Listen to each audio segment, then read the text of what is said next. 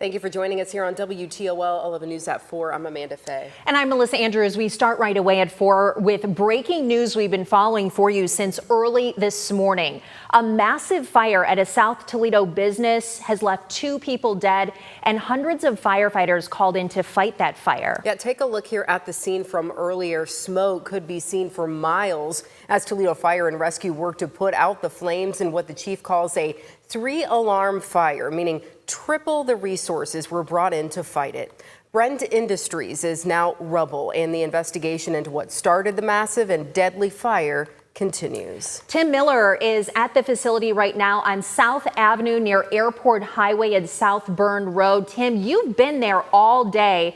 What can you tell us about all this? Walk us through it. Well, Melissa and Amanda, I should say, we're not seeing that thick black smoke that we saw all morning long coming out of this facility, but it is still on fire here. There's white smoke coming out of it right now, and we are told Toledo fire crews are going to be out here for several hours more. Now, it was just before 5 o'clock this morning when fire crews rushed to the scene here after an explosion and massive fire. Thick black smoke was pouring out, and people all over Toledo and even out to Ottawa County, we're told, could see that smoke. 2 employees, a man and a woman, were found dead inside. Their names haven't been released yet, but Lenore Bangura came to the scene and told me her mother, Mary Allen, was one of the victims. She had worked here at Brent Industries for 13 years as a machine operator, a dedicated mother and grandmother. Fire Chief Allison Armstrong says a few other employees were hurt but had minor injuries. Did she love this job, or? Yeah, she loved it enough to not want to quit, not want to be late, not want to move far away from it. She loved it. And now you're just trying to figure out what happened. Yep.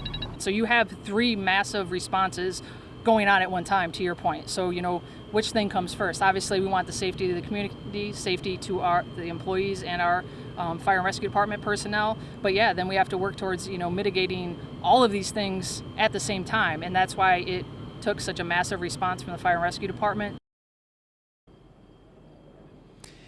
And the chief says they are still looking for the cause of the explosion and fire. No firefighters were hurt, but there are still chemicals inside the building. So that's why the chief wants to maintain this defensive approach here instead of going right into the rubble. Firefighters are up with their water cannons right now trying to get more water onto the flames.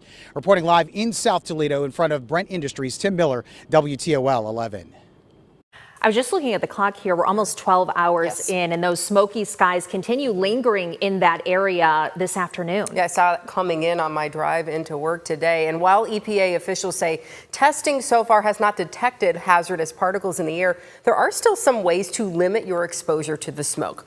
Officials recommend avoiding areas where you can see or smell smoke. Run an air filter throughout the day if you have one. And if you do leave your house, they say to wear a mask. If the smoke is there, try to avoid the smoke.